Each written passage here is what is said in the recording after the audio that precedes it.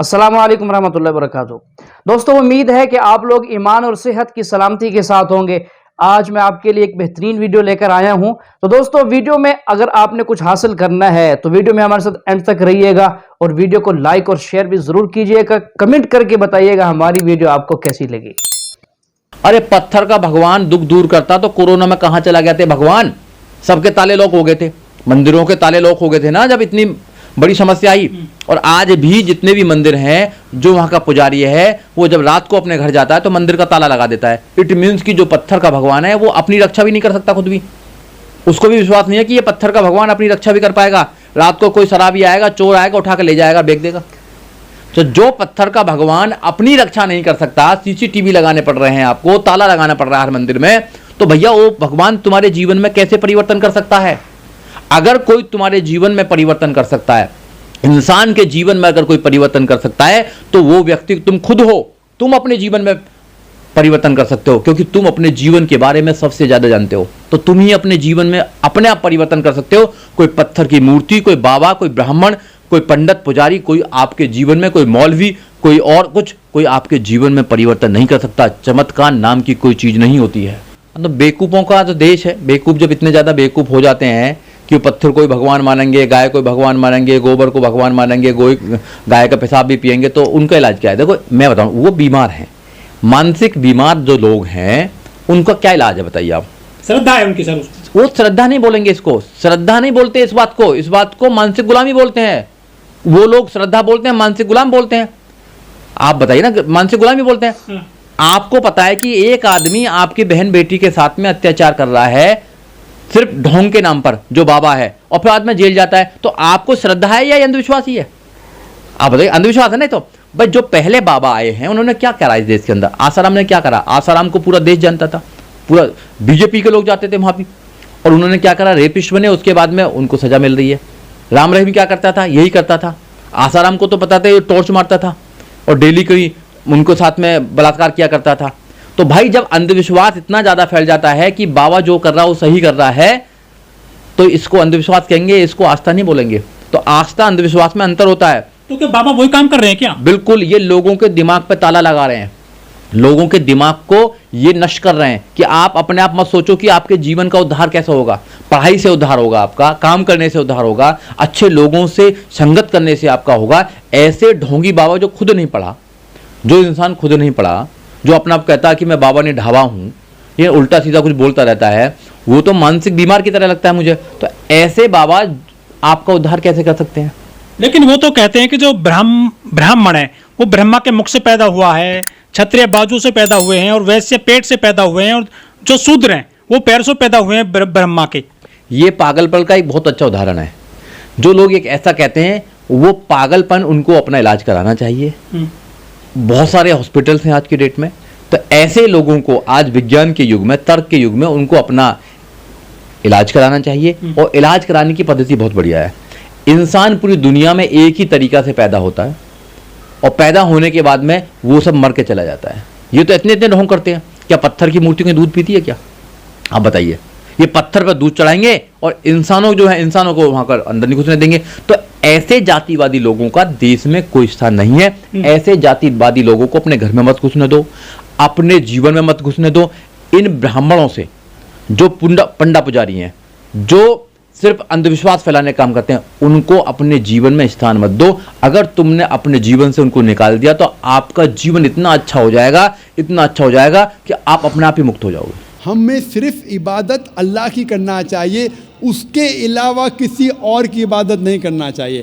آپ اللہ کو رب مانتے، اللہ کو اچھے نام سے پکارتے، اچھے صفات دیتے، لیکن اللہ کے ساتھ کسی اور کو شریک کرے، کسی اور کی عبادت کرے، تو یہ توحید العبادہ کے خلاف ہے۔ عبادت صرف اللہ کی ہونا چاہیے۔ اللہ کے علاوہ کسی اور کی عبادت کرے تو یہ توحید کے خلاف ہے۔ اسی لیے قرآن مجید میں لکھا ہے، سورہ یونس میں، سورہ نمبر 10 آیت نمبر 31 میں کہا جاتا ہے مشرکوں کے بارے میں، جب آپ مشرکوں سے پوچھیں گے کہ اس کائنات میں ساری چیزیں کس نے بنائی، آسمان اور زمین کے بیچ میں، اس کائنات میں سننے کی قوت کس کی ہے، کون وہ شخص ہے جو سب سے پاورفل ہے؟ اس کائنات میں کون ہے جو مردوں میں جان ڈالتا ہے اور زندوں کو موت دیتا ہے؟ اس کائنات میں سب سے پاورفل کون ہے؟ یہ مشرک کہیں گے اللہ۔ پھر آپ اللہ کے ساتھ دوسروں کو شریک کیوں کرتے؟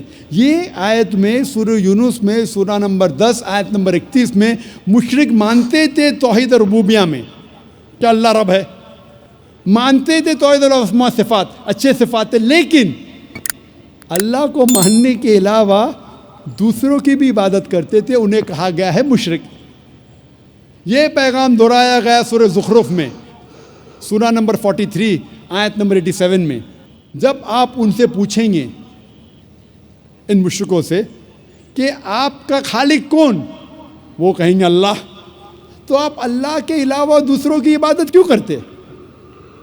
یہ مشرک مانتے تھے کہ ہمارا خالق اللہ ہے، لیکن اللہ کے ساتھ دوسروں کی عبادت کرتے۔ اسی لیے اللہ تعالیٰ فرماتے ہیں سورہ یوسف میں سورہ نمبر 12 آیت نمبر 106 میں کہ اکثر لوگ اللہ کی عبادت نہیں کرتے دوسروں کو شریک کرنے کے بغیر، یعنی اکثر جو لوگ اللہ کی عبادت کرتے ہیں اللہ کے ساتھ دوسرے کی بھی عبادت کرتے ہیں۔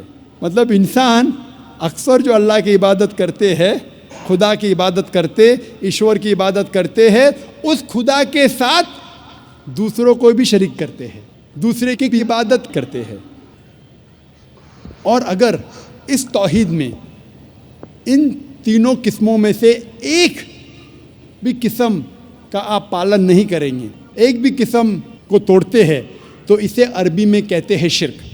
شرک مطلب پارٹنر، کسی کو شریک کرنا، اور شریعتاً شرک مطلب اللہ کے ساتھ کسی اور کی عبادت کرنا، اللہ کے ساتھ کسی اور کو شریک کرنا، اسے کہتے ہیں عربی میں شرک۔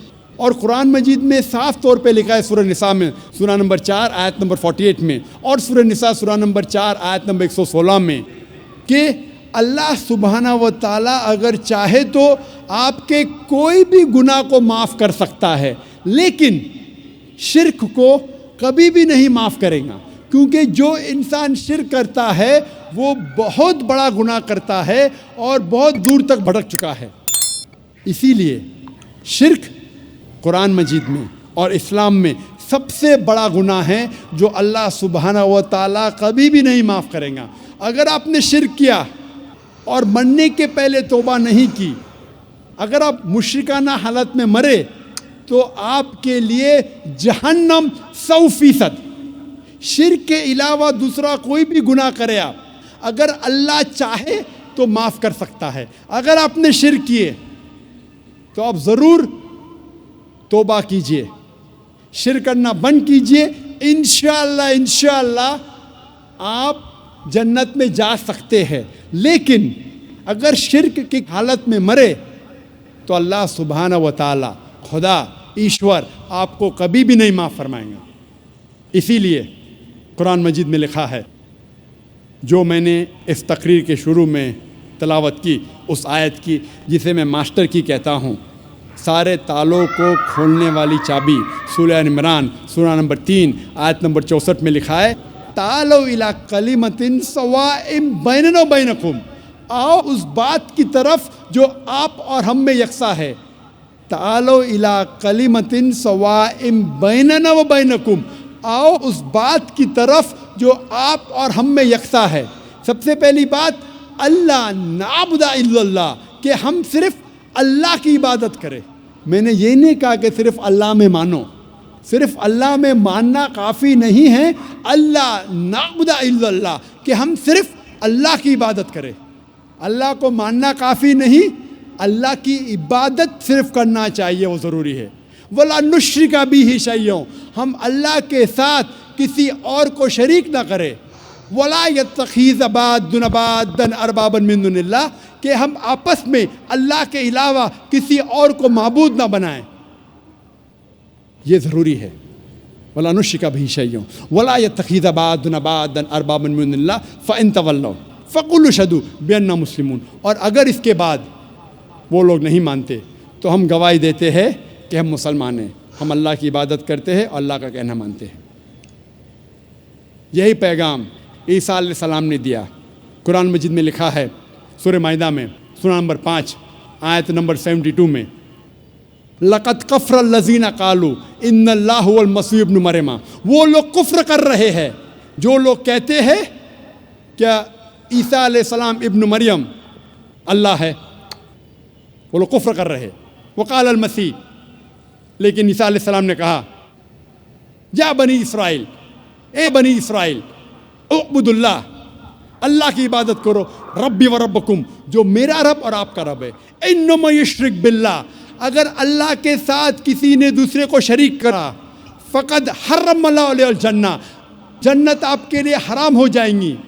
وما وہو النار وما للظالمین من انصار, اور آپ کے لیے جہنم کی آگ ہے اور ظالم کے لیے آخرت میں کوئی مددگار نہیں.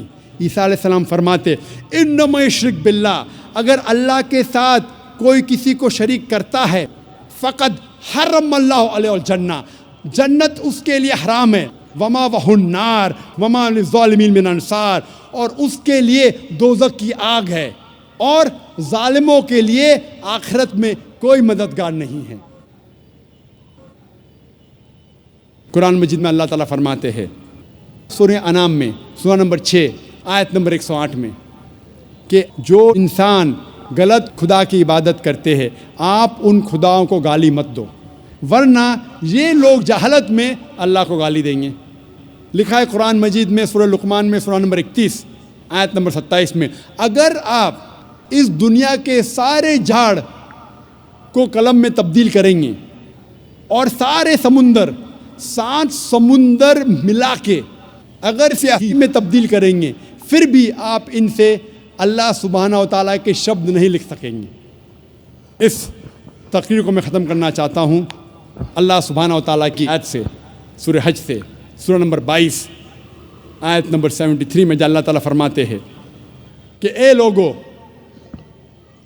اس بات کو سنو, جو کوئی آپ کے مددگار ہے اللہ کے علاوہ, اگر یہ سارے اکٹھا ہو گئے ایک مکھی کو بنانے کے لیے, پھر بھی یہ لوگ مکھی کو نہیں بنا سکیں گے. اور اگر مکھی کوئی کھانا ان سے چھینیں گی تو یہ لوگ اس کھانے کو بھی واپس نہیں لا سکیں گے. کمزور ہے وہ لوگ جو غلط خدا کی عبادت کرتے ہیں, اور کمزور لوگ ہیں وہ جس کی عبادت کرتے ہیں. وآخر دعوانا الحمدللہ رب العالمین.